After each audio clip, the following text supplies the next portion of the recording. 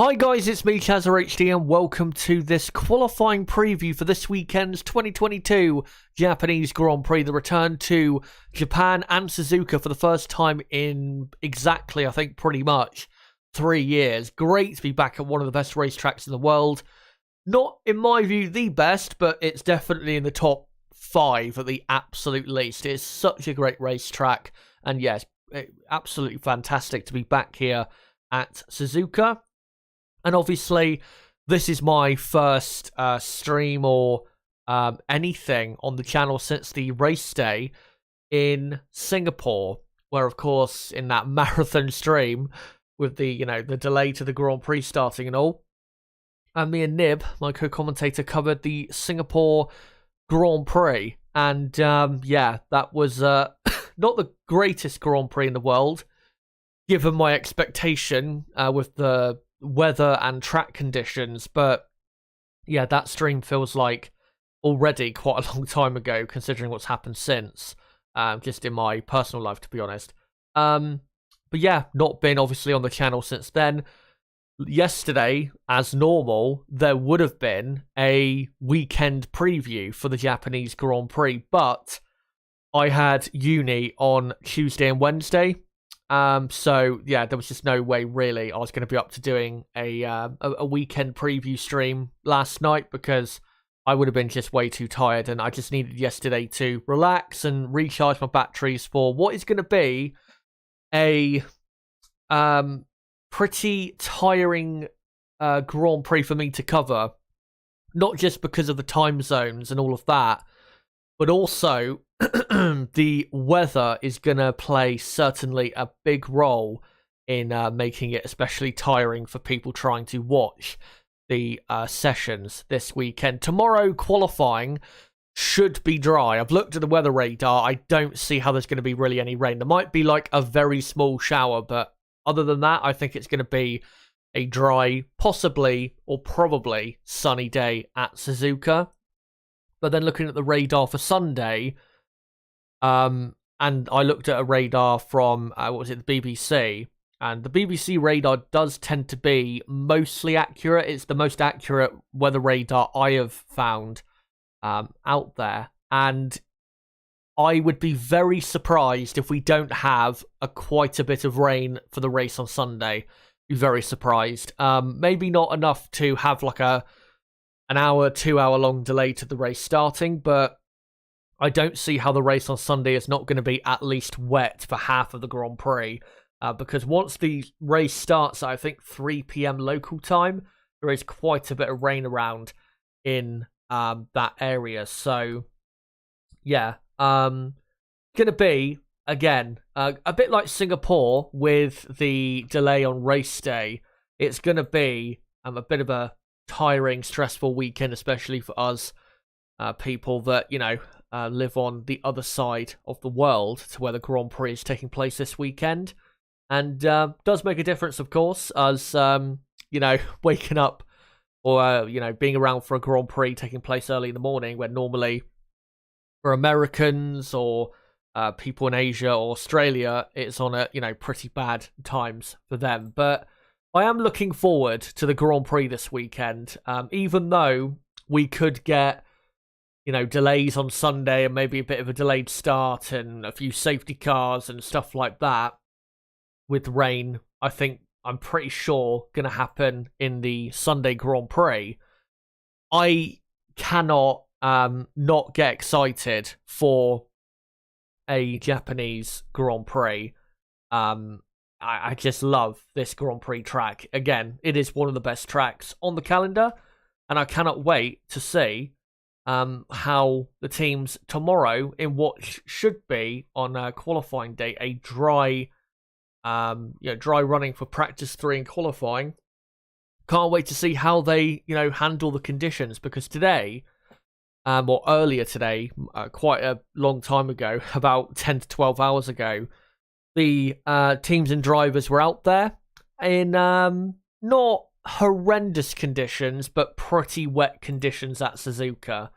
So, in terms of this qualifying preview, it's not going to be like other qualifying previews, because again, I am pretty certain that qualifying day tomorrow morning is going to be in dry conditions, and I don't think we can look at all, really, at the running of practice 1 and practice 2 as, anything representative of the pace we're going to see, over a single lap in, again, dry conditions. I just don't think I don't think there was anything really to see with practice earlier today. But one thing I will do is quickly just bring up the results of practice 2 on the screen. I actually forgot to add it into my OBS before I started, but to be honest, the reason I forgot to add it in is because, again, these 2 practice sessions are irrelevant, really, in terms of the how representative they are to the actual qualifying session coming up tomorrow. But I will quickly go through the results anyway. So it was a Mercedes 1-2 in practice 2. George Russell quickest from Lewis Hamilton in second. Verstappen finished up in third with Perez in fourth. And then the rest of the top 10, Magnussen, Sainz, Alonso, Bottas, Ocon, and then Zhou Guanyu in the Alfa Romeo, looking pretty decent in the wet conditions. And then the rest of the field, Leclerc, Latifi, Albon, Tsunoda, Vettel, Norris, Ricciardo, Stroll, Gasly, and Mick Schumacher didn't do a lap because he had a pretty big crash in practice 1. Another one that really could affect whether he does race for the Haas F1 team next year. And it could affect him being on the grid next year. We'll have to see, how that all plays out in the F1 driver market. But yeah, looking at these results, you can't really take anything from it. I know people may say, well, for the race on Sunday, if the conditions are similar, maybe Mercedes will have the best car like they did in practice 2. But I also think a lot of teams in practice 2 and practice 1 would not have been running anywhere near close to, to the engine mode and all of that, and the deployment for the battery. I don't think they would have been running anywhere near close to what they would have been running in wet conditions for an actual Grand Prix, where you've got to be as quick as possible. So yeah, I don't think these results really mean anything for the race either on Sunday, even if, again, the conditions are similar. I think a big example of that is Ferrari being so low down because, they should be, Ferrari, in wet conditions, as we saw in Singapore, they were pretty quick. They weren't, miles out in front, miles quicker than everybody else in Singapore, but in the changeable conditions, they were, they were pretty quick. So I think, again, we can't really read too much into these results. But what we're going to do in this qualifying preview is, obviously, I will go through all of the teams and I will get into how I think they'll get on in qualifying. And basically, because, again, we've not had any running in practice 1 or practice 2 that I think is going to be at all representative of what we're going to get in qualifying tomorrow morning, my preview of all the teams is really going to be based on how I expect them to do, or how I expected them to do coming into the weekend before any running had been done at all. So yeah, that's what I'm going to base my predictions off, rather than basing a bit off the practice results, which normally I would do if the weather forecast wasn't massively different. So yeah, that's what we're going to do for all the teams. And also, I will go through some certain stats, obviously, with certain teams, and get into an upgrade for one of the top 3 teams that I'll show you guys on screen in a few minutes' time.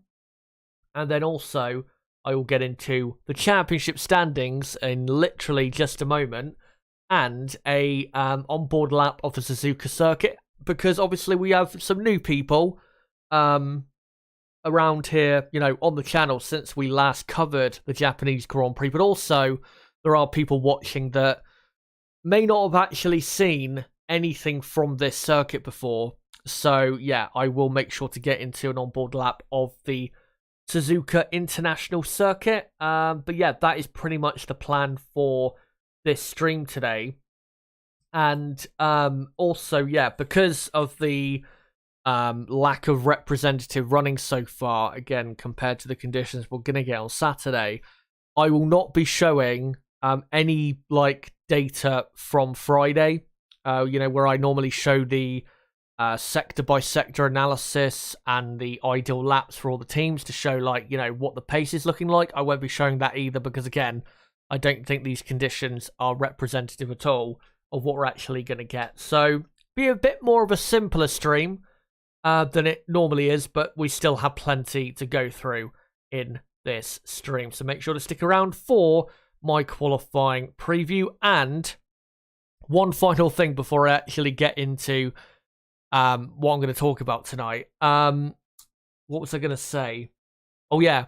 If you want to know and you're unsure as to what my exact schedule is for tomorrow morning's practice 3 watch along and qualifying watch along and all of that, make sure to listen throughout the stream because I will a couple times announce what my plan is in terms of timings for my stream tomorrow morning, or not mid-morning, basically middle of the night is when my stream is going to be starting later on. But let's get into first, before we get into the teams, let's get into the championship standings. So Max Verstappen is leading by 104 points from Charles Leclerc in second. Sergio Perez is in third. Max Verstappen only needs 8 extra points over Charles Leclerc to become world champion, and also hope that Sergio Perez is at best 112 points behind him, and then Max Verstappen will be world champion.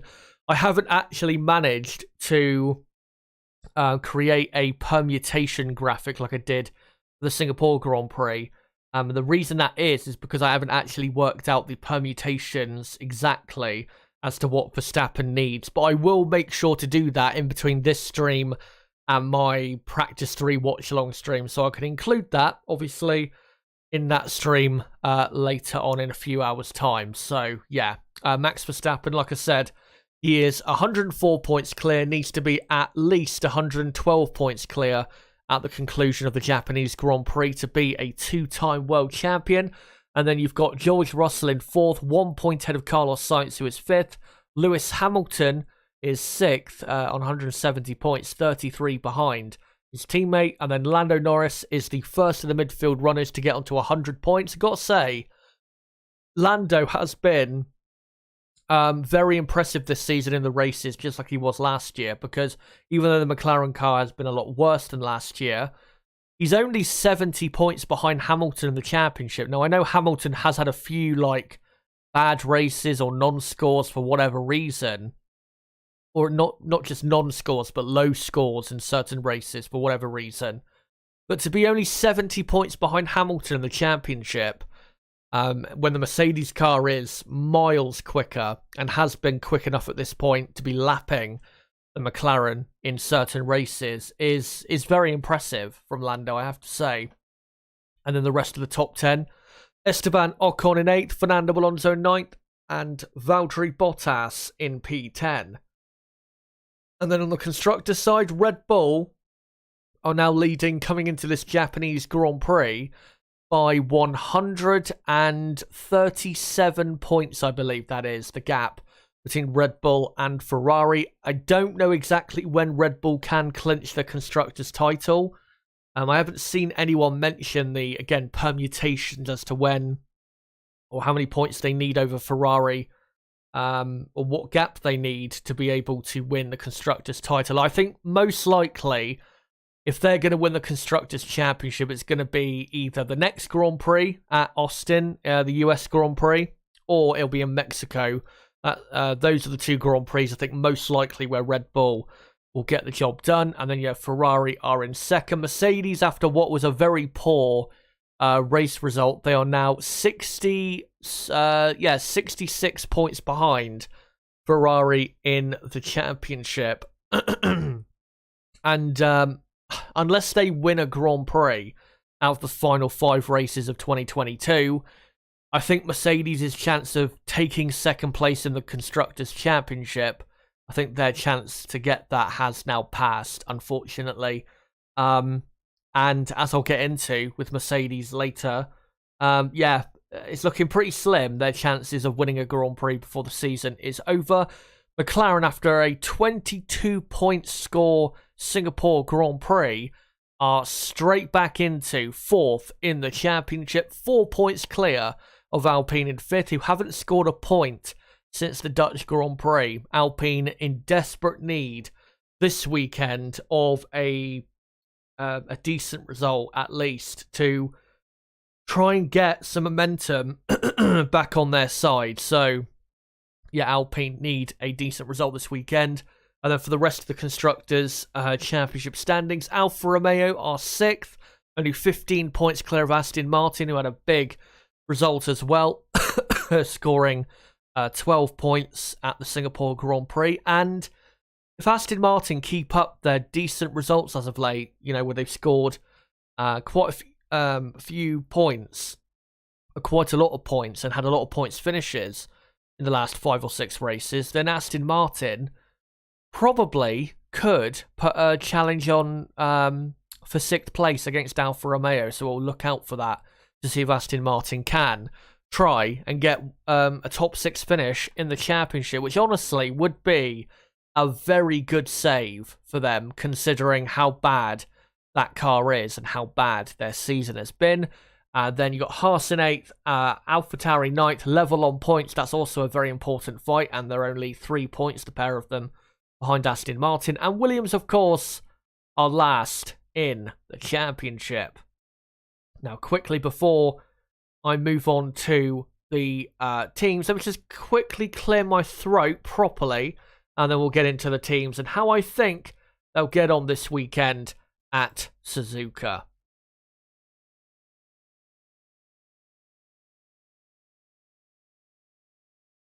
Right, so let's hope my throat copes a bit better now. And let's go on to Red Bull Racing, which, yeah, this is a big Grand Prix for them this weekend.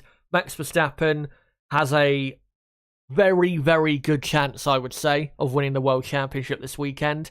I think all he needs, Verstappen, in terms of a race result, is if he finishes first and gets the fastest lap of the race, then I think he wins the championship no matter what Leclerc does. Say if Leclerc finishes second, then Verstappen would have scored enough points over him and obviously Perez to be officially world champion. So essentially, Verstappen has just got to do what he's done so many times this season, which is come out the victor on race day. And I would say that their chances are very, very good because, the form they're in at the minute is incredible. They've won, before, coming into this Grand Prix weekend, they've won now 6 races in a row, 6 races in a row they've won now, Red Bull. And earlier in the season, they obviously had a long race-winning streak of, I think, 6 races as well, from Imola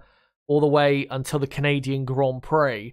Now, maybe like the British Grand Prix, it'll all come crashing down back to earth for them this weekend, and that run will be halted. But given the layout of the circuit, and given how unlucky Red Bull were with how they ended up not winning the British Grand Prix, which would have made, if they had won that, the 7th race in a row that they had won at that point. Given how they were so unlucky and how that, race was lost with the damage being picked up by Verstappen, and the damage being, or the debris being from the sister team AlphaTauri after those two AlphaTauri drivers collided.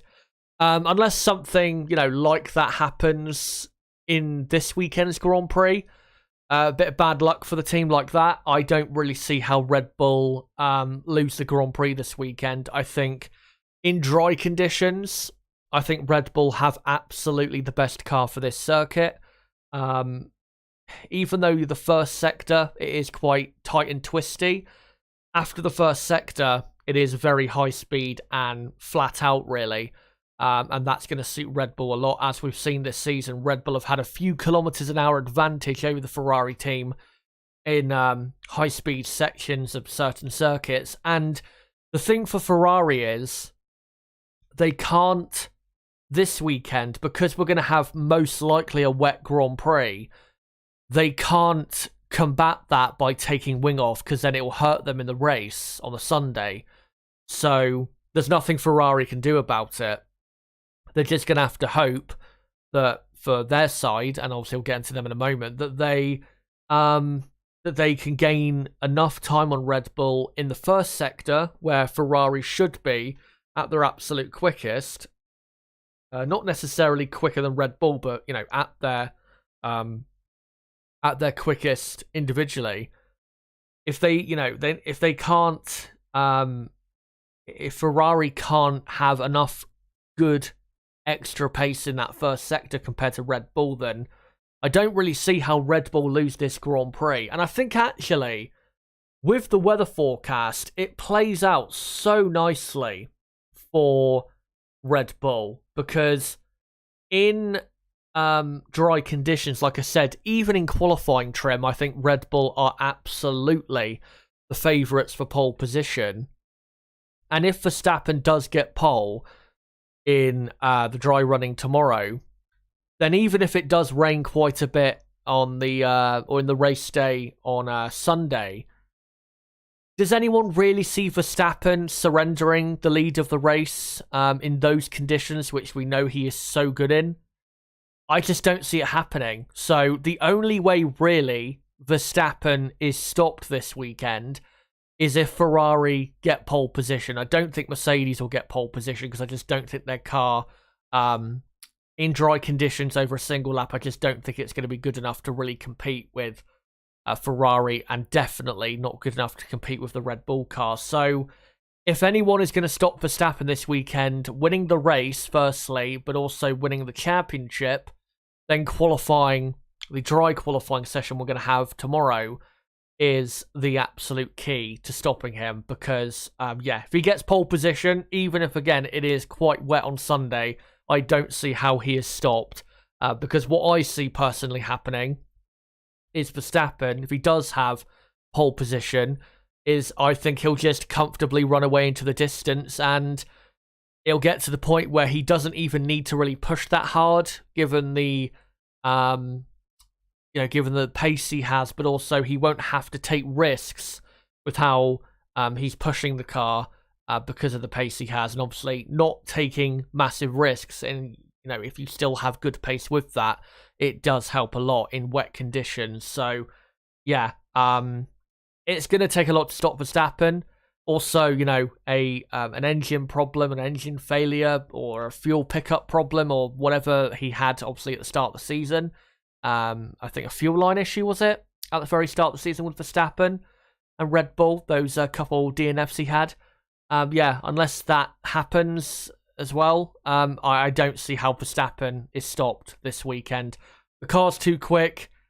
He's too quick. I know he didn't have the greatest Singapore Grand Prix, but I think, to be honest, looking back at that Singapore Grand Prix, if they had enough fuel, Red Bull, to allow Max to do a final lap and not get disqualified for, having too little fuel to give over to the FIA for their fuel sample, if he had enough fuel to do that final lap and get pole position, which I think he would have because he had better conditions for his lap anyway, I think Verstappen would have won the race last weekend by an absolute mile. I don't think it would have been close. I mean, if Sergio Perez in those conditions is beating Leclerc quite handsomely, and no disrespect to Perez, he did drive very, very well in those conditions, but if he could do that in those conditions in that car, then if Max had started on pole, he would have easily won that race last weekend. So yeah, even though it wasn't the cleanest Grand Prix from Max, I think he'll be absolutely fine this weekend,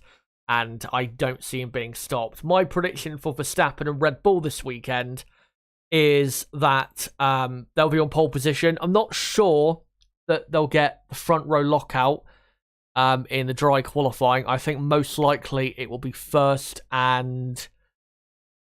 probably first and third at best. I think realistically that's the best it'll be. I don't think, again, they have quite the pace advantage to just lock out the front row.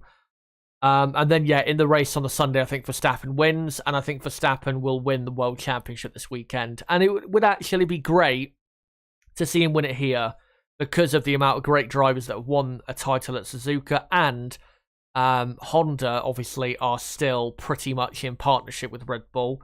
And the Honda logo is actually back on the Red Bull car, I think, for the remainder of the season, which is great to see as well. So, yeah, would be great if Max won the championship this weekend, and I think he will. Now, let's go on to some stats regarding Red Bull when it comes to qualifying for this weekend's Japanese Grand Prix.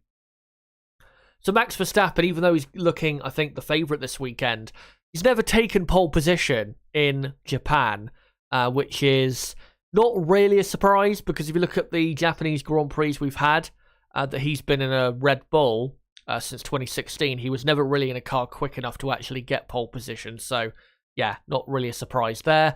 Red Bull's last pole position in Japan was in 2013 with Mark Webber, 9 years ago. I remember that Grand Prix like it was yesterday, when at the start of that race, Romain Grosjean went from 4th into the lead.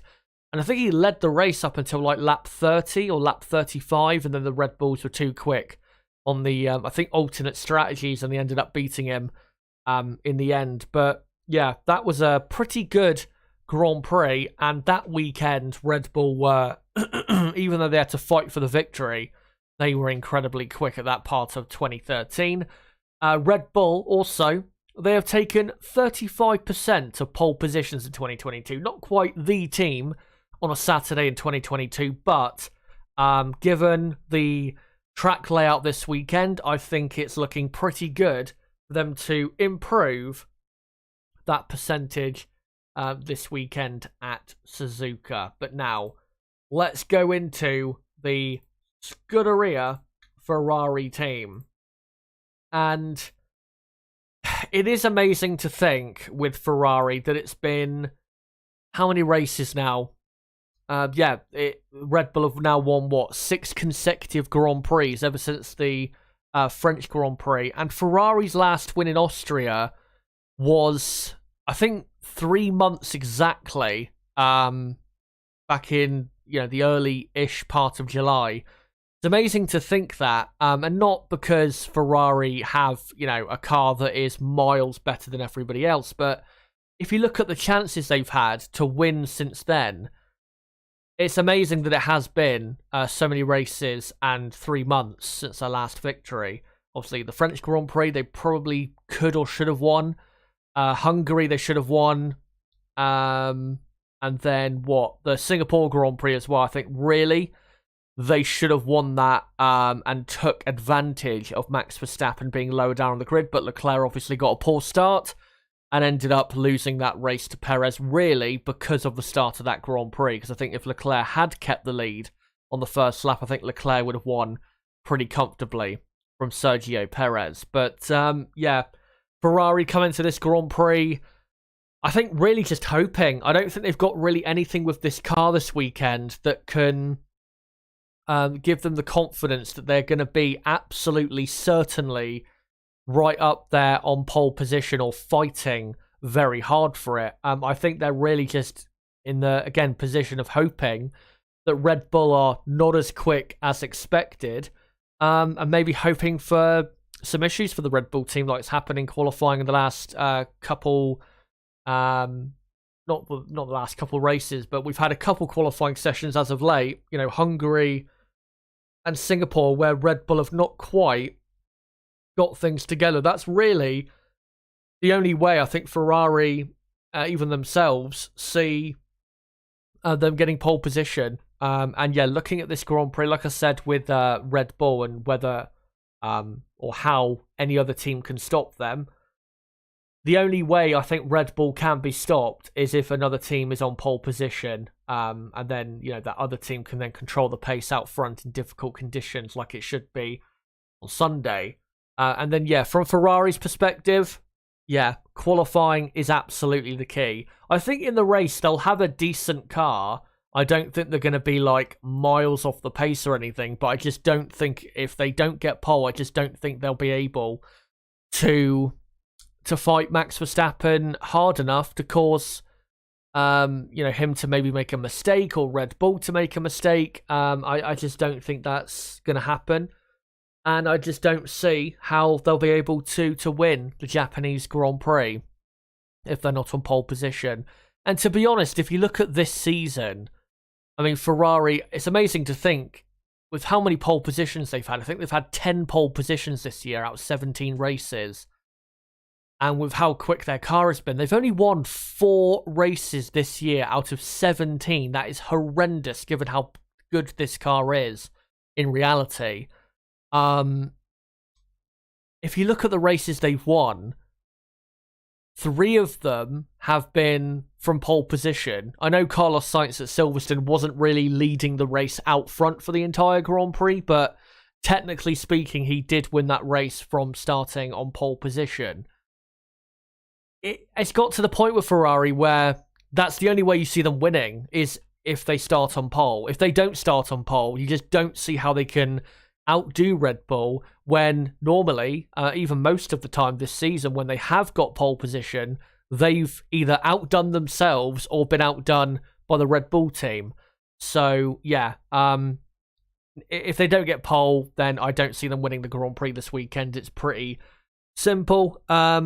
I think they'll still get a decent result. Both drivers, I think, will do pretty well here in terms of their own driving.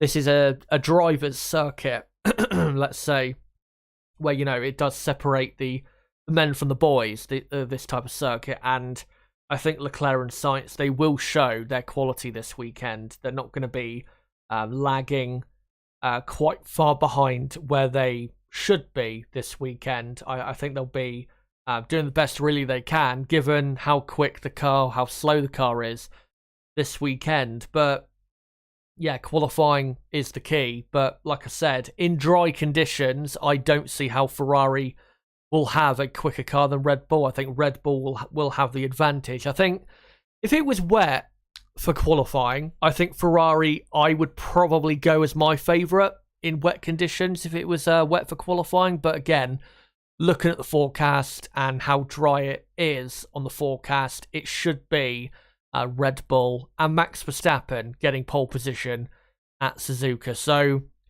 if you're a Ferrari fan, cross your fingers and hope. That's all you can do, really. But most likely, Max Verstappen is going to win the World Championship this weekend. So the misery will be complete, I think, for Ferrari and Ferrari fans by the end of this weekend's Grand Prix. But let's get into a stat with Ferrari and an upgrade. They've brought, not a massive upgrade, but it is an important upgrade that I'll show on screen in just a moment.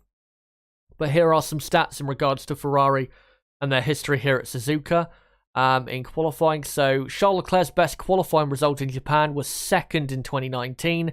He went and blew that at the, I think, turn 2 at the start of the race where he took out Max Verstappen, and then he ended up finishing 6th. His, his wing mirror fell off as well, and he was holding it with his other hand, his furthest away hand, I think, through 130R as well. It was such a messy race from Leclerc.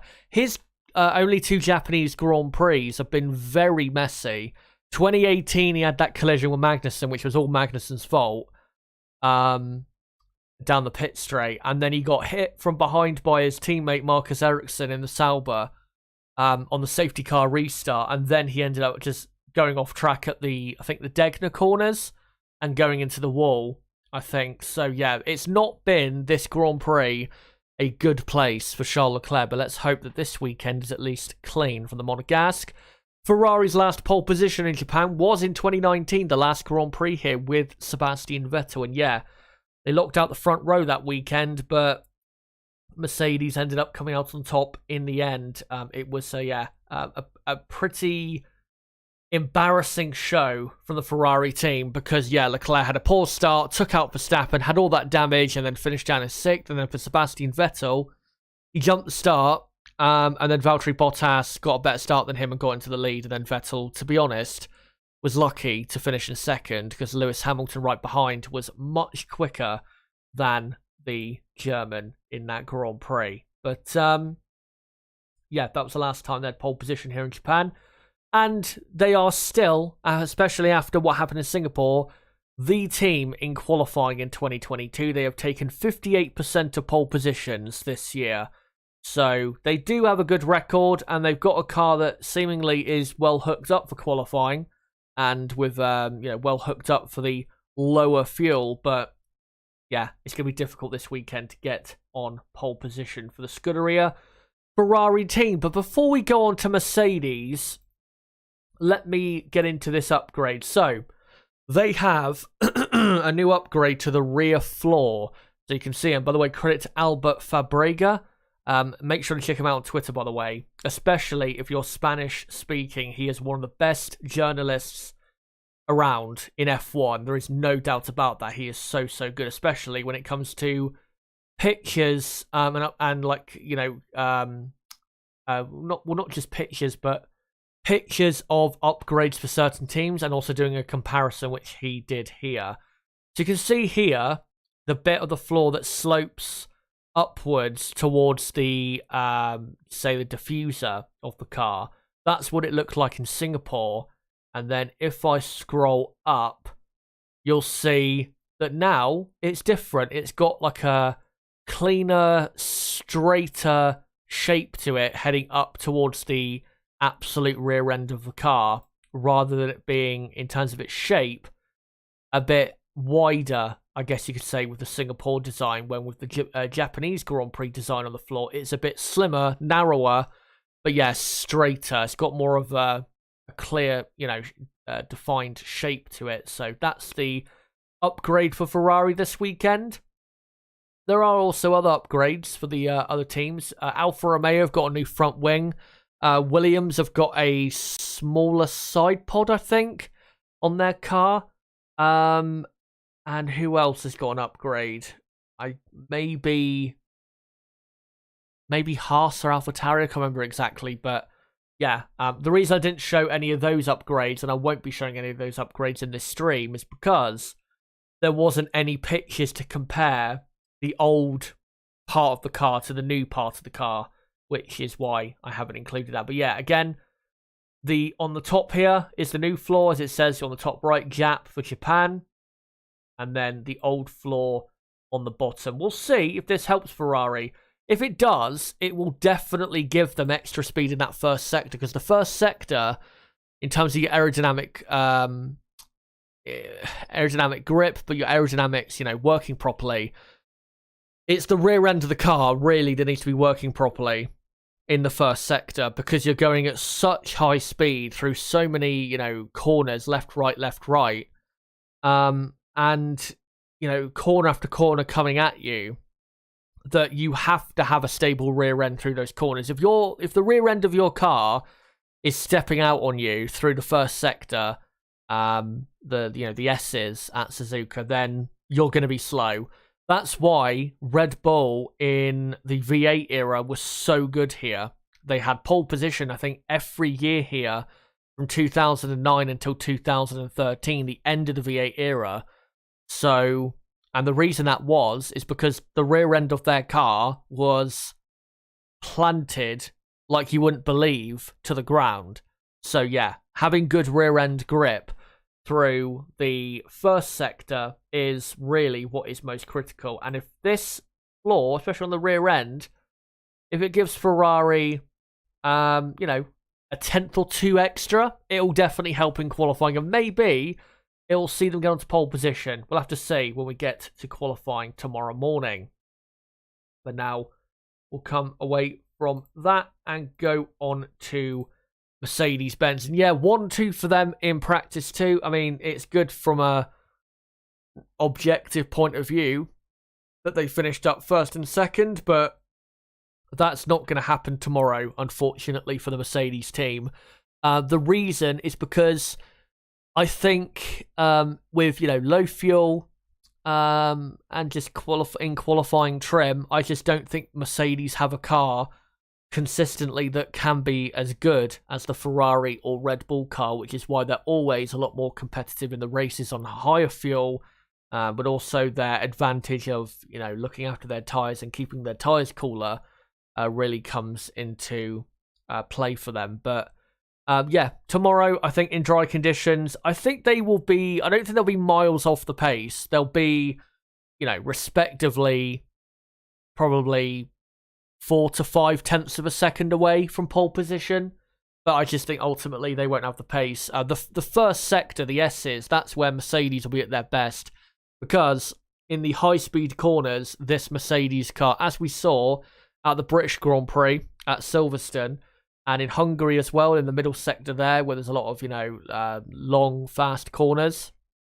Look at this Mercedes car in those type of corners. It is a very, very good car. So, yeah, Mercedes, they'll go well on that sector, but once we get into the second sector is, in terms of the corners and the straights, you've got, one longish power section in between the hairpin and the spoon curve, and then you've got a couple slow corners being, I think, was it Degner 2? I wouldn't say Degner 2 is a slow corner, but it's more of a medium speed corner.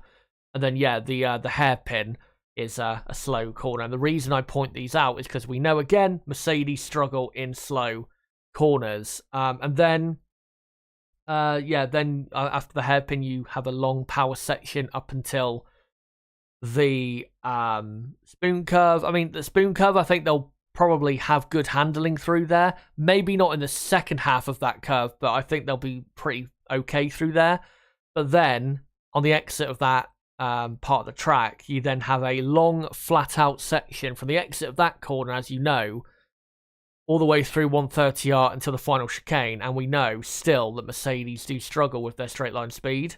And compared to Red Bull, who I think will have the best car in qualifying trim tomorrow, they are going to lose quite a bit of speed in that part of the circuit. So, like I said, they'll probably be, in qualifying trim, about 4 to 5 tenths of a second off the pace of Red Bull, who I think will be the quickest team tomorrow.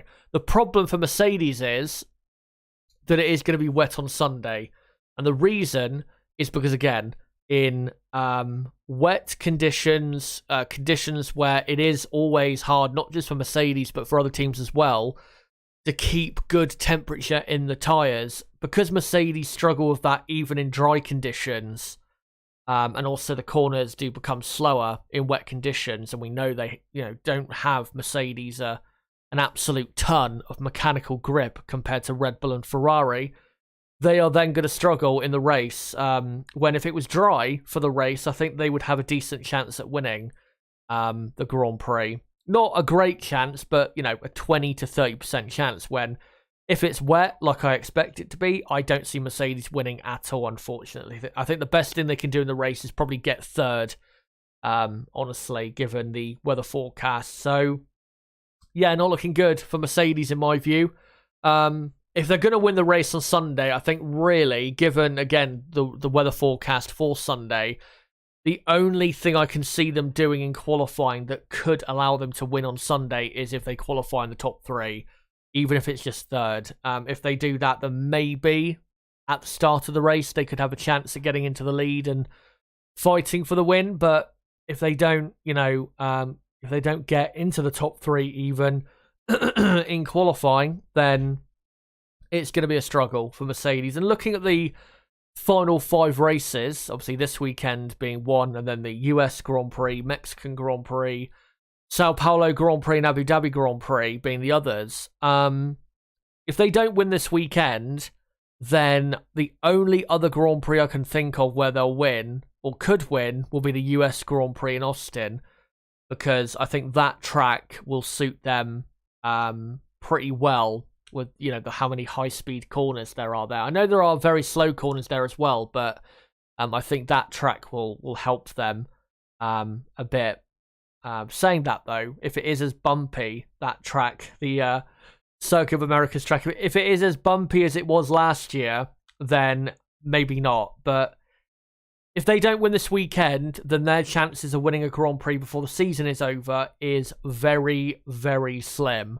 So if you're a Mercedes fan, just hope, pray to God that that you can somehow get the opportunity, that the opportunity presents itself for your team to get the victory. Because I think at this point, especially after Singapore, which was quite a debacle for the Mercedes team, you know, getting it wrong on the strategy with George Russell, and then obviously his accidents that he had, Russell with Bottas and Schumacher, with the Schumacher one causing a puncture, and then Hamilton having a pretty bad race given his level of talent and skill. Because of what happened there, I think they're on their last legs in terms of being able to win a Grand Prix before the season is over. Rooksfoot in the chat is asking, what are the tyre compounds for this weekend? And Josiah answers correctly, yes, they are the C1, C2, and C3 compounds. So the C3 is the softest compound, which means it's going to be pretty difficult tomorrow in the dry conditions, because even though maybe at the peak part of the day it'll get, you know, up to a decent temperature, when qualifying actually starts, it's like later in the day.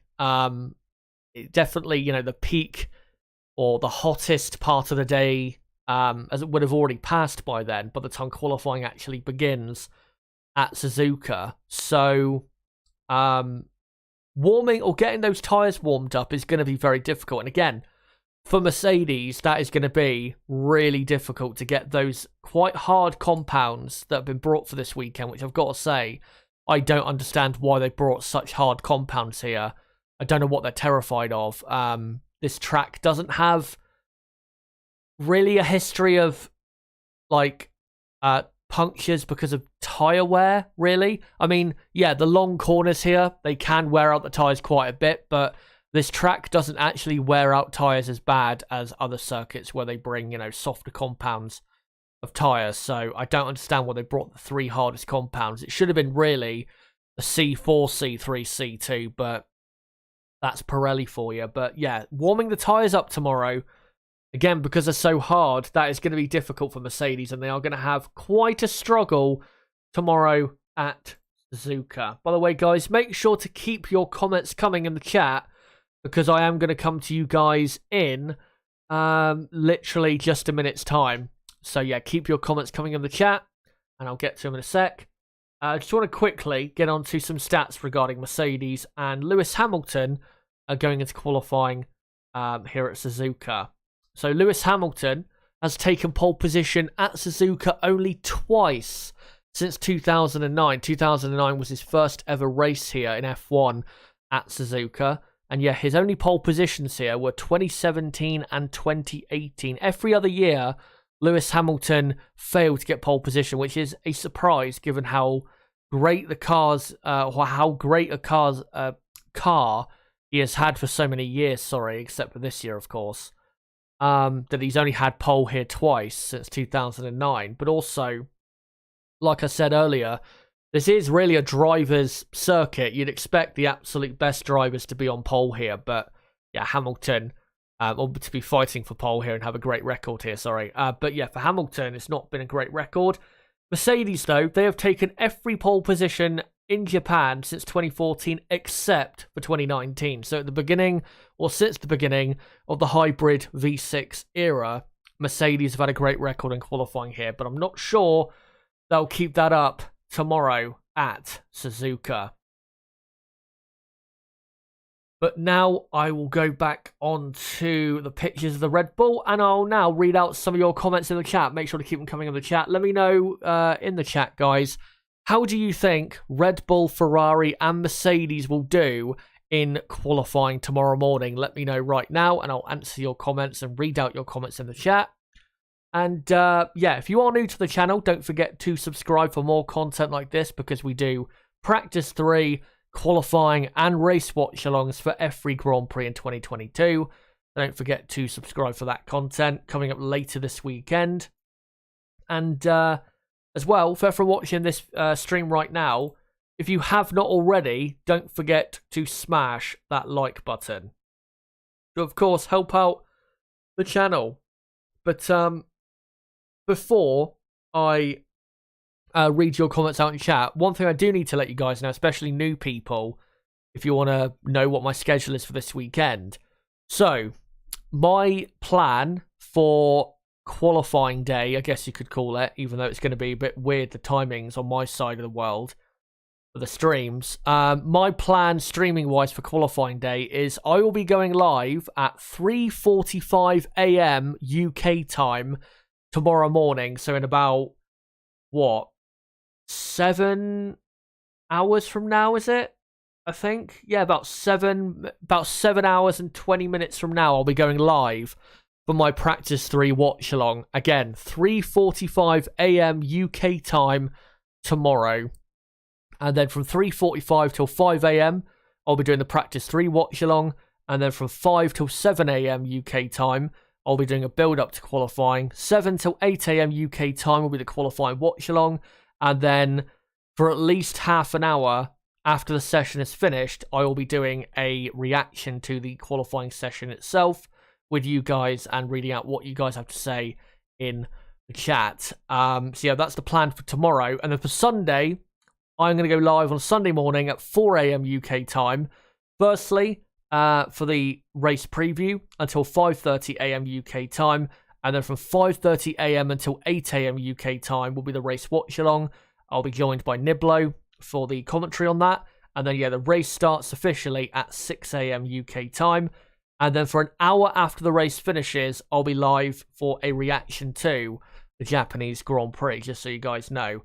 And one thing I do want to say quickly, especially if some of you do join me for the qualifying or Practice 3 or both, streams tomorrow, my plan is to stay up from now until, that stream starts in about 7 hours time. So when I do that stream from 3:45 a.m. until 8:30 a.m. at least tomorrow morning, just bear with me during that stream, because I did wake up this morning at 10 a.m. or 9:30 a.m. I think it was this morning. So by the time it comes to the end of that stream, I would have been awake about 24 hours. So yeah, do bear with me when it comes to the stream tomorrow, because towards the end of it, my throat will probably be dead and I will also probably be very tired. So again, do bear with me. But what it does mean is that by the time that stream finishes,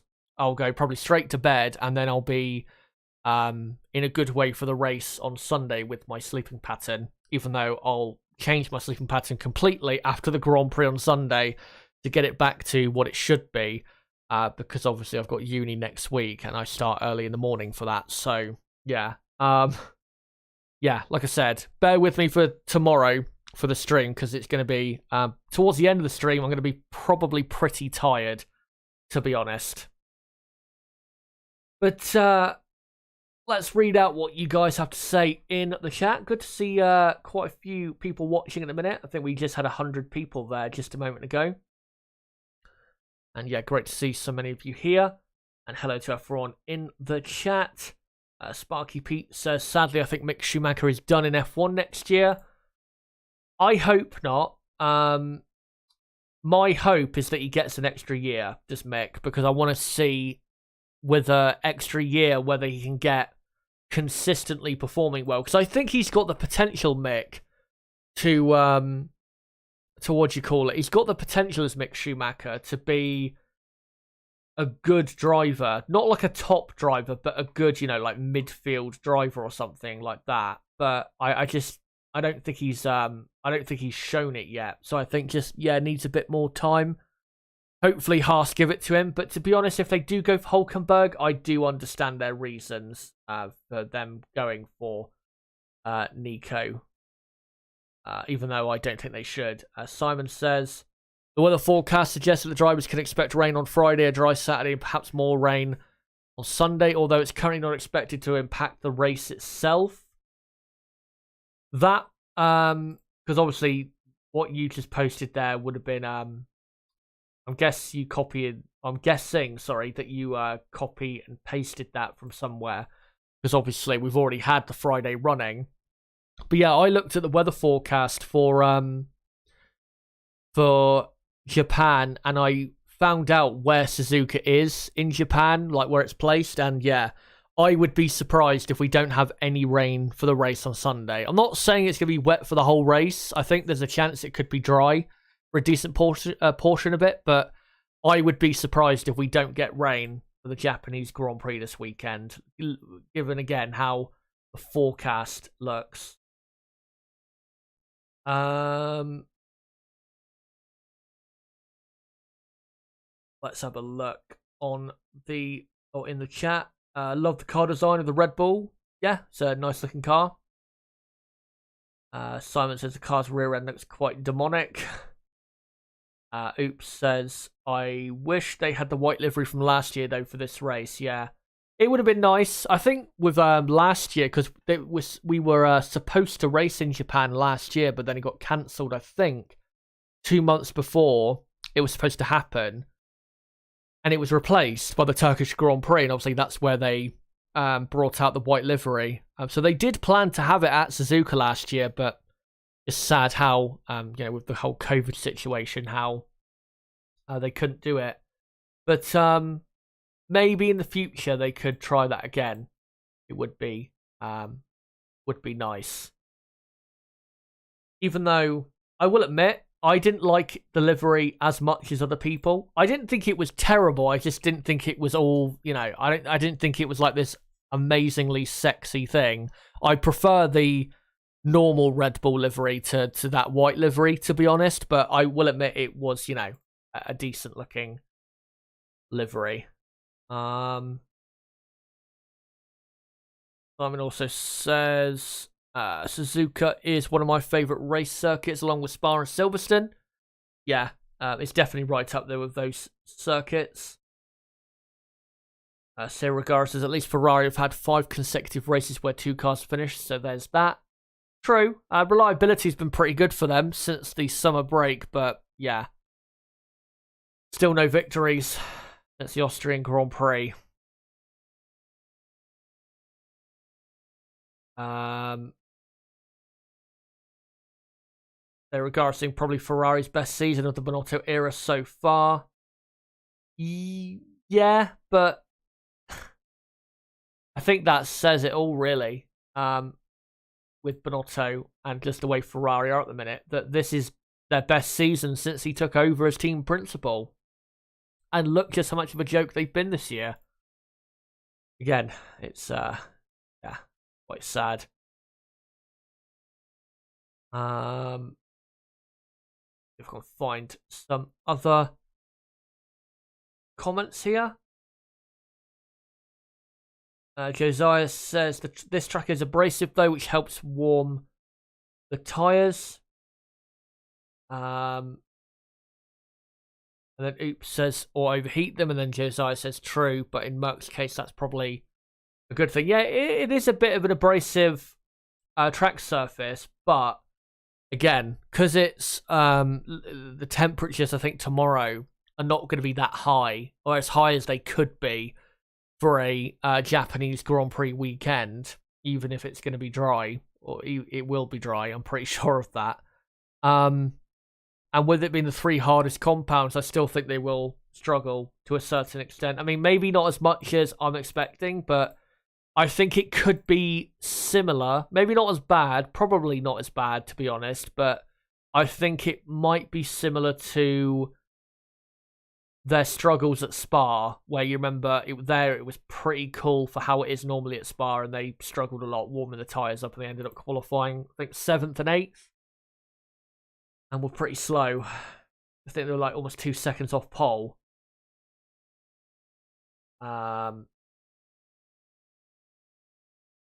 Let's find some other comments here if I can.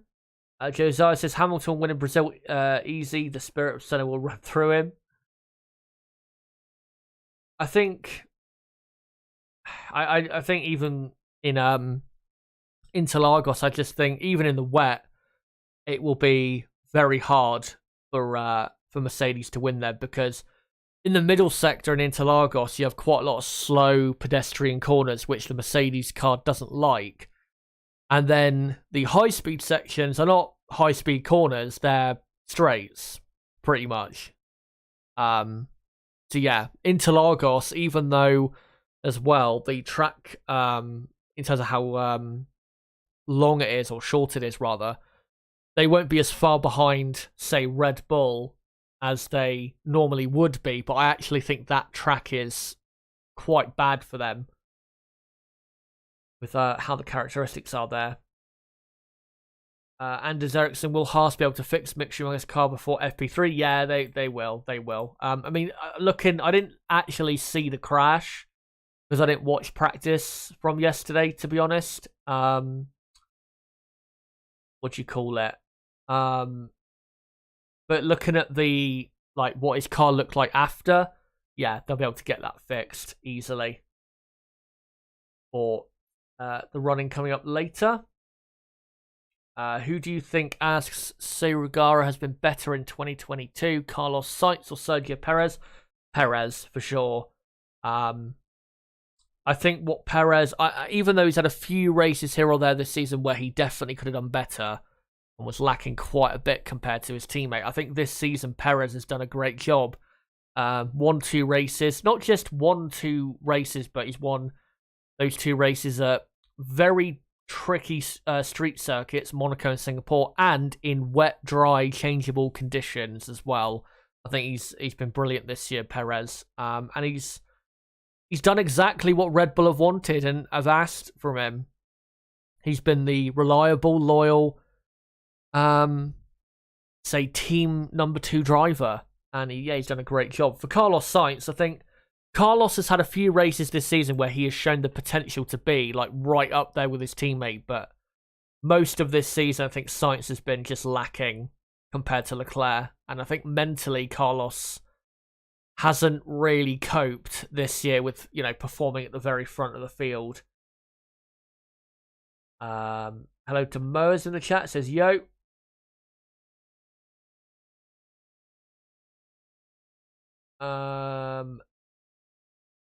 Anders Ericsson says, what that about complaining on the upgrades of Red Bull since Silverstone 2021? I didn't get it, sorry.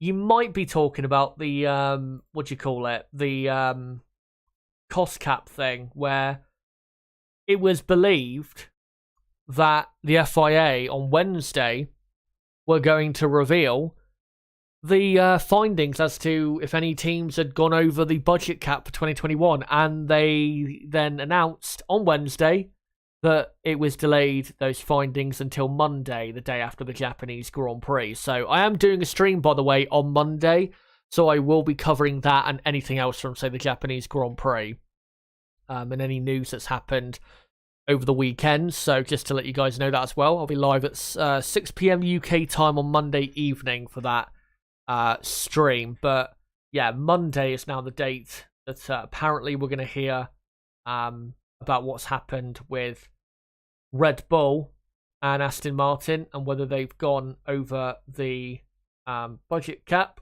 for 2021. We'll see on Monday. But what was I going to say? Yeah, that was it. I just quickly wanted to show this on screen. I'll just get up on Twitter quickly, because there is also this news that we have been expecting for this weekend, that I think we are going to get confirmed probably in a few hours' time. So let me just quickly show it on screen. And this guy, Fabrizio Romano, if you're a football fan and you've got Twitter, or yeah, I'd say that's pretty much all you need to be really to know who this guy is. This guy, you can see, got 12.2 million followers. I'll just quickly increase the zoom on this tweet. Normally, he does like transfer news for football, but he decided today to do one for F1. So he says different kind of here we go today. For some minutes, I'll be into Formula 1. And then he says, I understand Pierre Gasly will join Alpine from AlphaTauri end of the season. Personal terms all signed, an official announcement is expected in the coming hours. And then, if this will load, you can see Alpine posted that reply. So, yeah, I think that's pretty much confirmation that Alpine is going to announce it probably in the next few hours. And I think as well, Pierre Gasly it's been rumored, has liked this tweet as well. So yeah, it's pretty much confirmed at this point that Pierre Gasly will be racing for Alpine in 2023. We'll see, obviously, the details of how long his contract is and all that. But yeah, I think we pretty much knew that news was going to be confirmed anyway. The only other thing to really find out is who replaces him. Most likely it'll be Nick de Vries, and then the only other seat to wait on is who will be driving in the second Haas car and second Williams car for 2023. We'll see. But yeah, don't be surprised if when I start my stream up again in 7 hours' time, if I cover that news that it has officially been confirmed that Gasly has, been announced to Alpine, because that, probably will happen. Yeah, we'll see how that all plays out. Moa says, what teams do you think it could be, Chaz? If it's any teams, it probably is the teams Red Bull, Aston Martin, that have been rumoured. Yeah, I don't think people, especially the journalists that first reported on this, I don't think they were just, making up stuff. So I think there had to be some sort of substance to those thoughts or claims. So, yeah, I think it's most likely those two teams. Alpine definitely paid him some good cash to tweet that. Good to see you, McLaren F1 race. And I think that's all of the comments so far. But make sure to keep them coming, guys, in the chat, because I've still got quite a few things to get through. Because now we're going to go on to the midfield teams, and we'll start with McLaren, who had an amazing Singapore Grand Prix, 22 points, 4th and 5th place for them, and they are back into 4th in the Constructors' Championship. Even better news, which I forgot to mention in the race watch-along, I think, last weekend. Daniel Ricciardo finished 5th without the new upgrade, and Norris finished 4th with the new upgrade. So now Ricciardo has that new upgrade fitted to his car. So he could be definitely a bit further up this weekend than what we saw in Singapore. Let's hope so, at least, from Daniel Ricciardo's side. And yeah, I think McLaren, going into this Grand Prix, given their form as of late, I think they'll be definitely in the top 10 with at least Lando Norris. Ricciardo, I think, will probably end up getting knocked out in Q2. Probably end up in, 13th place, something like that, around that area, which would at least be a bit better than what we saw in Singapore from his qualifying session there. But yeah, looking at, the upgrades they've brought and how they've improved the car, I don't really see this weekend being that bad at all for them. I think Norris probably ends up qualifying in 8th, 9th place, probably. Maybe 7th. We'll have to see how good the McLaren car is in dry conditions here, but I think 8th or 9th is realistically where Lando ends up in qualifying. And then, yeah, for Ricciardo, I think just outside the top 10 is where he will be.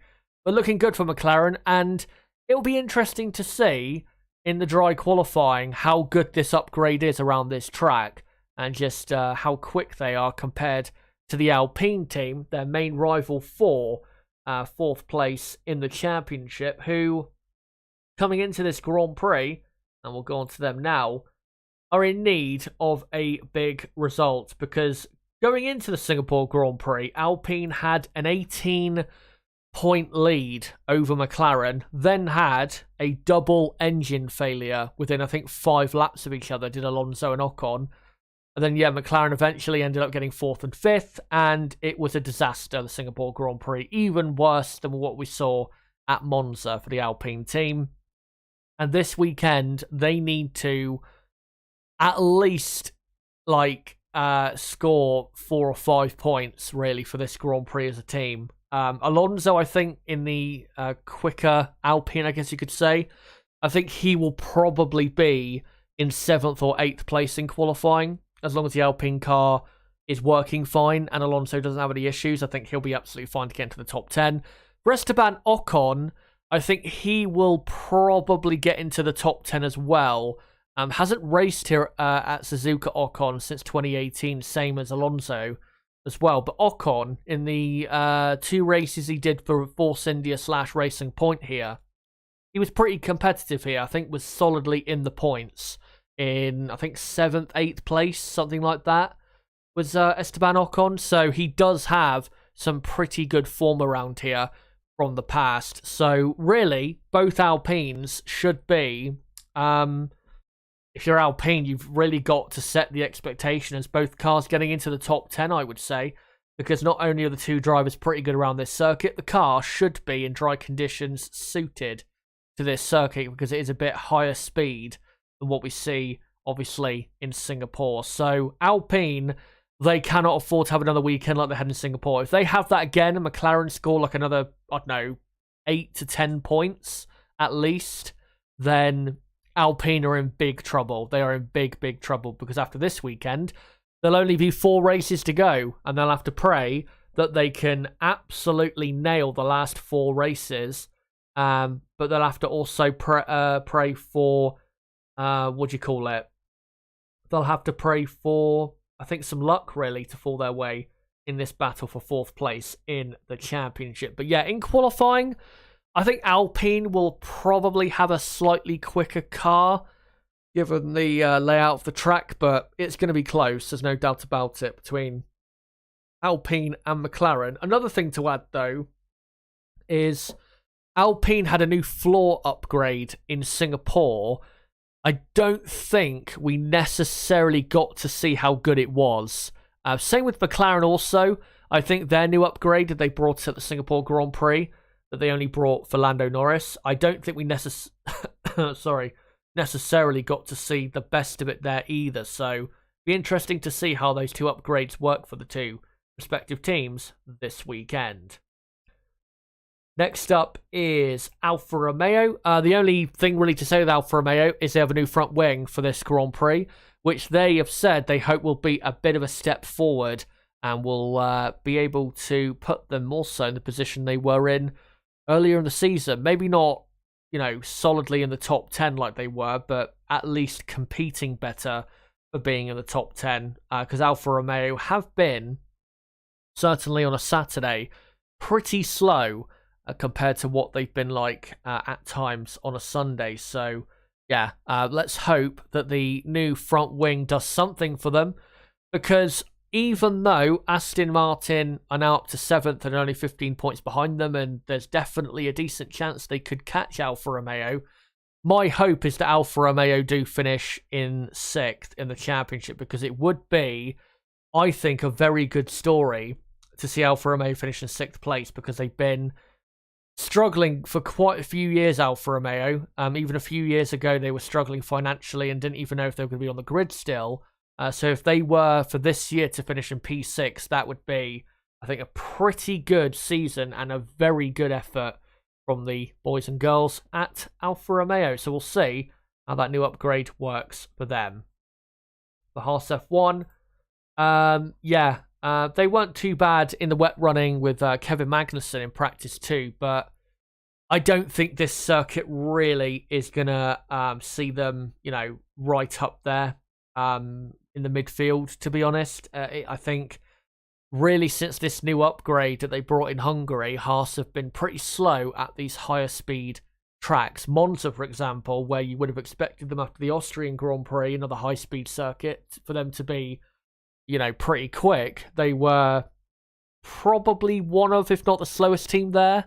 So, yeah, I don't think in dry conditions Haas are going to be that competitive this weekend. The only other thing to say is, not good for Mick Schumacher.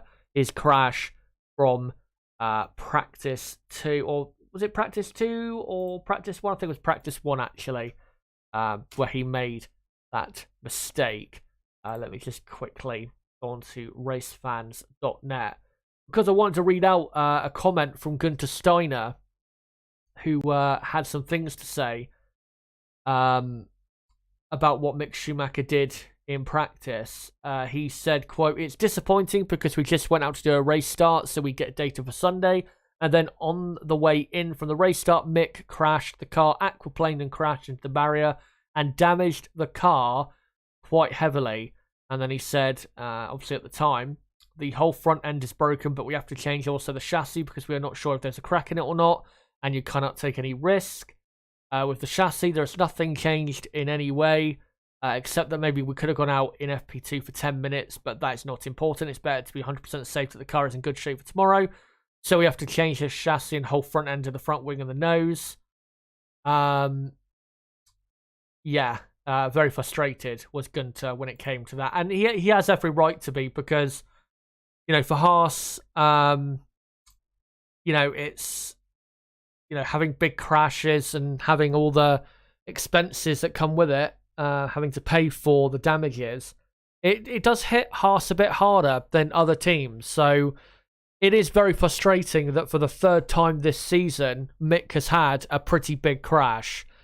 And it may not help him in his negotiations or effort to save his F1 career, which it looks as though he might be having to do at the minute. So not good for Mick Schumacher.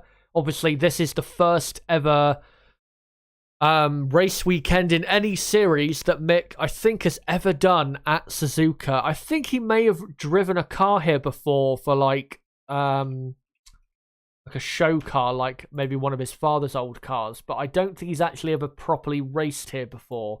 Let me just quickly look at his Wikipedia. No, I don't think he has. No. So, yeah. It's a big weekend for Mick, and if he can bounce back from this, Schumacher, and have a good weekend and beat his teammate, then I think that will help definitely after what's been a very tricky start to his Grand Prix weekend, and we'll hope that he has a better weekend from now on in. For AlphaTauri, obviously Pierre Gasly we think is on his way to Alpine for 2023. Pierre should be decent this weekend, whether it's dry or wet. Pierre is in pretty good form at the minute, and I think the AlphaTauri car should be a bit quicker this weekend in normal conditions than it would have been in Singapore. I think in Singapore they did benefit from the wet conditions, evening out the playing field really, for them to get into the top 10 with both cars like they did in qualifying last weekend. So they've got to hope for a bit of that, I think, this weekend to have another really good result. But even in the dry normal conditions, I think they've got a decent chance. I think Pierre Gasly definitely is a contender for the top 10 in the qualifying session tomorrow morning. Yuki Tsunoda, this is his first home Grand Prix in Formula 1. Really hope he has a good one. To be honest, last weekend in Singapore, even though he made quite a simple error and crashed out of the race, he had a good weekend up until then, considering he had never raced in Singapore before, and it was really tough conditions for everyone. So, shame that he ended it that way, but I hope Tsunoda can do a bit better this weekend, and, can keep it together and not ruin it with a crash, a silly crash like that. But they should be AlphaTauri decent this weekend. Probably nothing special, but they'll be contending for a points finish, I think for sure. But I don't think they'll be, right up there at the front of the midfield pack. Next up is Aston Martin. Aston Martin will be praying that the rain stays around for qualifying, because I think that's their only chance, really, of finishing in the top 10 in qualifying tomorrow. Because I think in dry conditions, their car is just too draggy and too slow in a straight line, especially in that final half of the lap, to really be properly competitive here. I think Aston Martin are going to struggle in qualifying tomorrow, but in the race on Sunday, I think they'll be pretty good. It just depends on their grid positions as to where they will finish in the actual Grand Prix on Sunday. But Sebastian Vettel, of course, has a great record here at Suzuka, and let's get into some stats regarding the German driver who, sadly, this weekend is racing at the Great Suzuka circuit that he's had great history around for the final time. Sebastian Vettel has taken pole position at Suzuka 5 times since 2009. Those 5 poles are 2009, 2010, 2011, 2012, and 2019. He has been amazing around this circuit. Like I said, at the end of the V8 era, he was the man to beat around this circuit.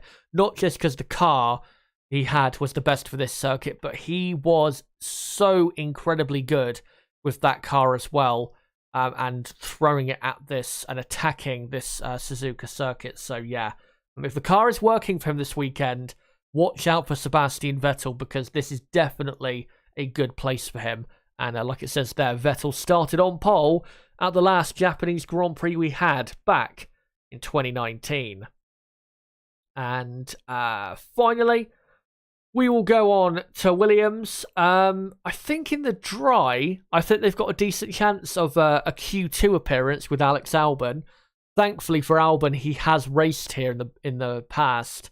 Back in 2019 for Red Bull, he finished in 4th place, I think, here for the Red Bull team, and had a decent weekend for Red Bull at Suzuka. I think he qualified 6th, and I think he did the exact same lap time in that qualifying session in 2019 as his teammate Max Verstappen. So, yeah, had a very good weekend 3 years ago at this track. And in the dry, I think Williams definitely have a decent chance of getting somewhat up the field. But I just fear in the wet that they'll be lagging quite a bit behind the other teams, because we know that they lack a serious amount of downforce on this car. But yeah, if you're a Williams fan, an Alex Albon fan, just pray for dry conditions.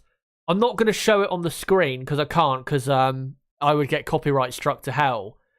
But did anyone watch practice 2 earlier? Because if you did, you would have seen Nicholas Latifi going into the final chicane. He turned too early for the final chicane, and just turned basically where there was a dead end and a barrier, and then he blamed on the car. It's like, you went the wrong bloody way, and something else that what do you call it, that someone else pointed out is, it's not like that was the first lap of the weekend. He did the whole of practice 1 driving the right way, but then still did that, and then still blamed the car. It was amazing what happened there with Latifi. But yeah, Williams, they'll still be obviously near the back of the field. Right, let's get into some of your comments again. Make sure to keep them coming in the chat.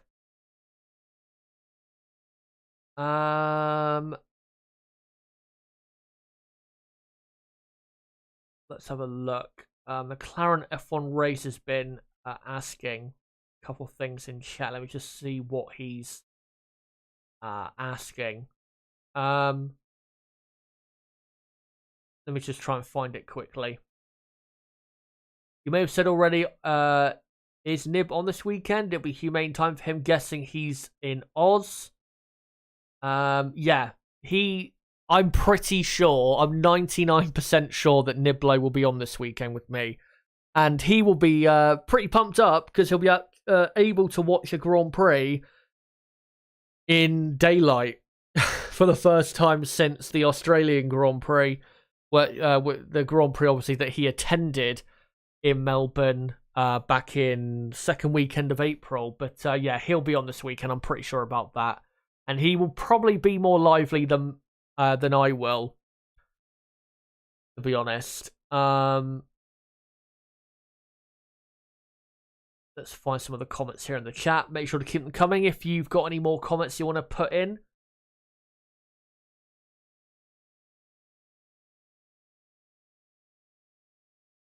Butterfly Blue Shorts has got a run again. Thanks, guys. Chillest F1 group on YouTube. Thanks for that. Yeah, I like how, chill this community, small community is here, and not, as toxic as it maybe could be. But I didn't try and curate a more of a relaxed, laid back, but most importantly, respectful community. Simon says Albon states that the difference between teams could be as much as 7 seconds in qualifying. No one wants this. Yeah, I surely he didn't say that. Well, if it's wet, maybe you could see that, but in the dry, I don't see how that would be possible. Paul Bartolo says Alpine said issue last start was due to the Singapore start, which caused changes to their starting processes, which caused issues, and seemed very confident that they would do well this weekend. Well, let's hope that they're correct on that it was due to the the weird way that the race actually got going, rather than it just being a simple, problem that would have happened anyway, no matter what.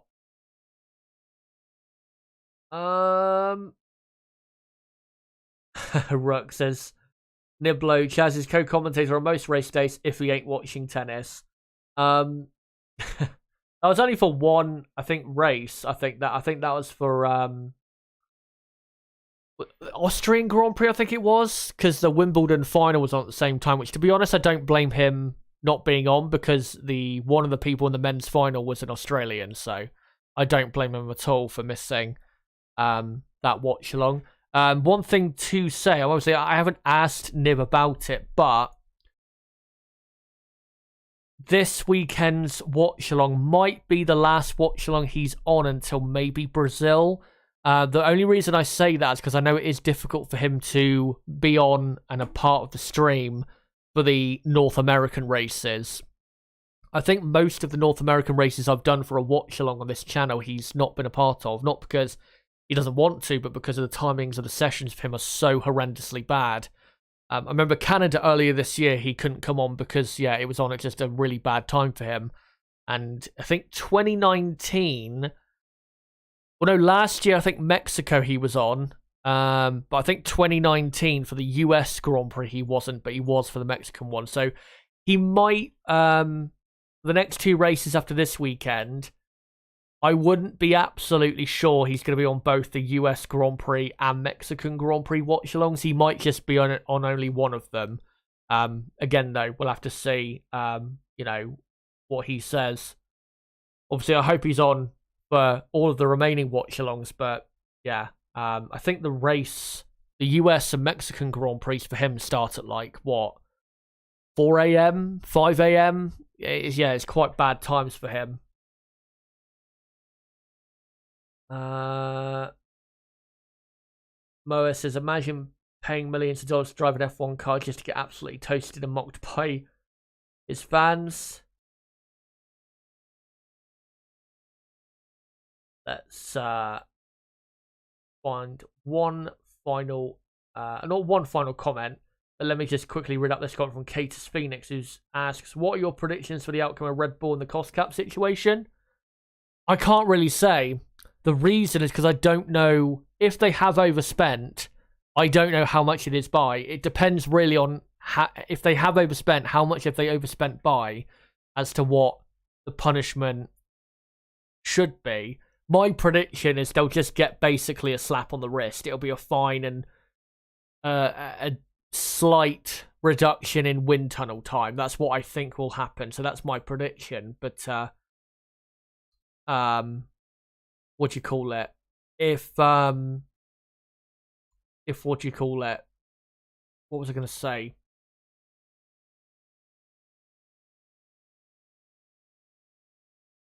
I can't even remember what I was going to say. Oh no, that's what I was going to say.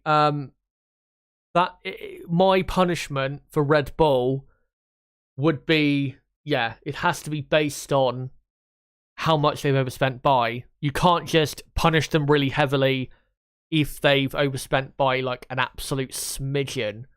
So Rook says, but it's tennis. Yeah, tennis is not for everyone.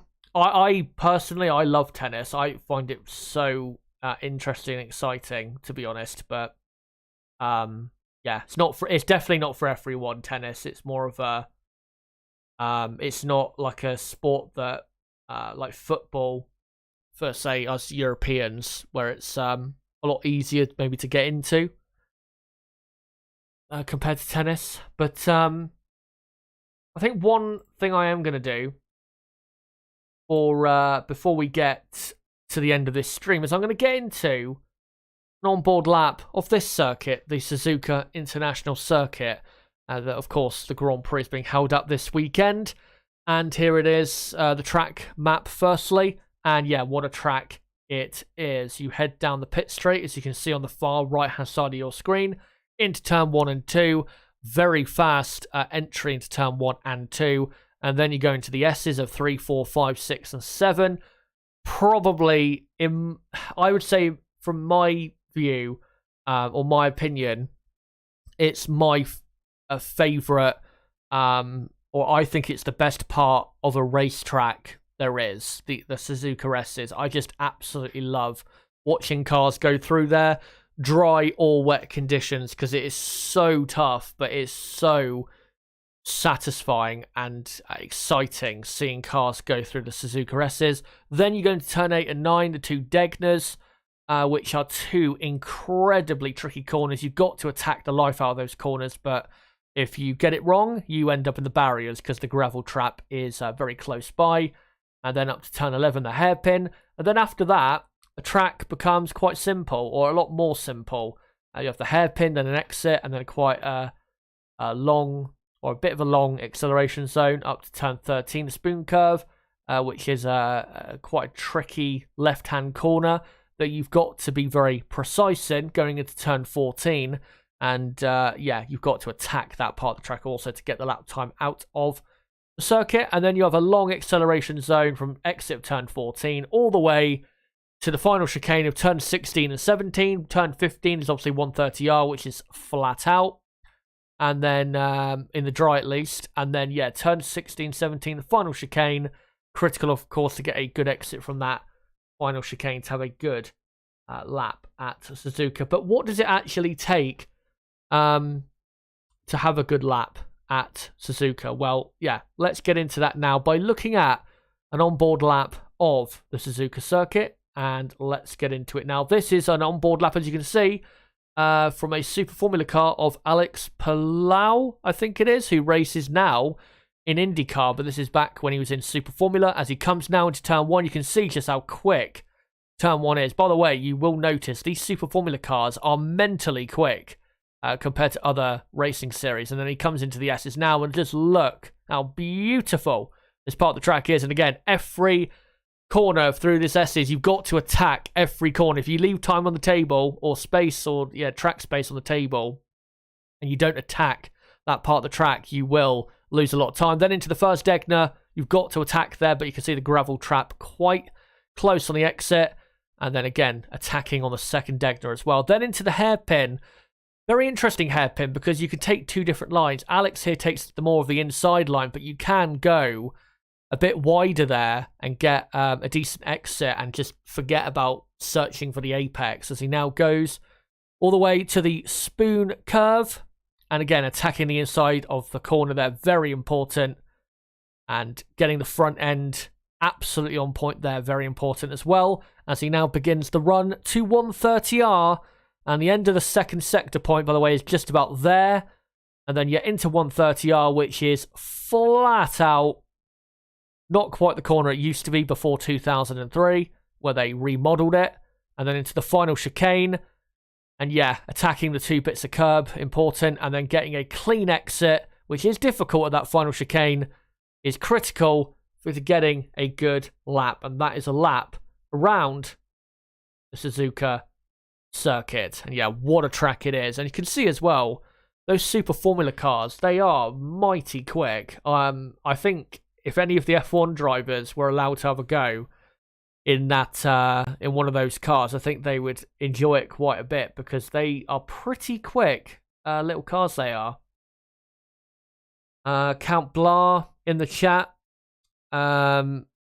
says whomever it is who overspent should have had the buck thrown at them. The penalty needs to be so over the top that no one would dare do it again by a penny or a million. I see your point, but the way I'm looking at it is it needs to be. You need to look at like what did they actually gain from the breach of the cap. If they didn't really gain anything, then I don't think you should go for like a really severe penalty, if you know what I mean. Yeah, for me, it depends on the advantage gained from the actual thing itself. Rook says I was joking about tennis. Love it too. Yeah, it is hard to tell, obviously, on text if people are joking, but yeah. Yeah, with tennis, I'm constantly keeping up to date with it. There's a couple big-ish events going on at the minute. One of them actually in Tokyo, in Japan. Tennis events. But yeah, I do keep up to date with what's going on in tennis quite a bit. Obviously, I had the sad events of Roger Federer retiring. Was it 2 weeks ago now? Tennis is not going to feel the same without him. Even though we've not had him playing on tour since, I think, Wimbledon last year. It's, yeah, now that he's officially retired, it does feel a bit weird. And also Serena Williams basically retired as well. It does feel really weird. I guess that's how it's going to feel when Lewis Hamilton, Sebastian Vettel retire from F1. It's going to feel weird. Because ever since I've been, interested in F1, those two have been like the main figureheads. So when Vettel retires, it is going to be weird. There is no doubt about it. It's going to be really fucking weird. Paul Bartolo, if you overspend, you pay each team the amount you overspent as extra on their cap. And your cap is reduced by this amount, so 5 mil becomes 10 mil. Yeah, you could do that, but I'm not sure whether that would have, or whether that would be enough of a punishment. If there was definitely a significant breaching of the cost cap. So I think, yeah, it could work for like significant breaches, but for like minor ones, I don't think it would actually really hurt the teams punished, in that way. But let me just quickly look in the chat, see if I missed any comments that I should have read out. And don't think so. Right. What I'm probably going to do, guys, is because I've been live now for an hour and 40 minutes, I'm going to come to the end of this stream. Thank you guys for coming along to this qualifying preview on this Friday night. And yeah, for everyone watching right now, whether you're new to the channel, don't forget to subscribe, by the way, if you are new to the channel for more content like this. For everyone new watching, or you're the main subscriber base, make sure to remember these times I'm about to throw at you.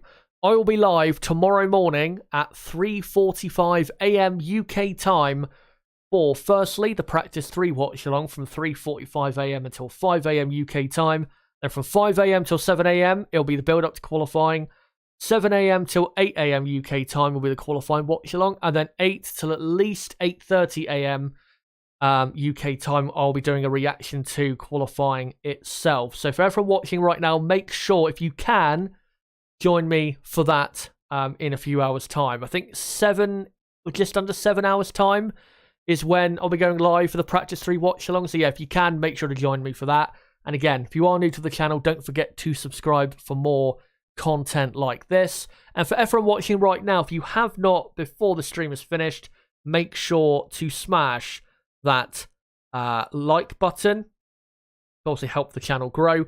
And don't forget as well to follow me on Twitter at ChazHD5. And don't forget to join our Discord server, link below in the description. But guys, again, until my Practice 3 watch along in about 7.5 hours, I think, from now, at 3:45 a.m. UK time, what's going to be for me a very cold Saturday morning. Until then, guys, it has been me, Chaz the HD. Goodbye.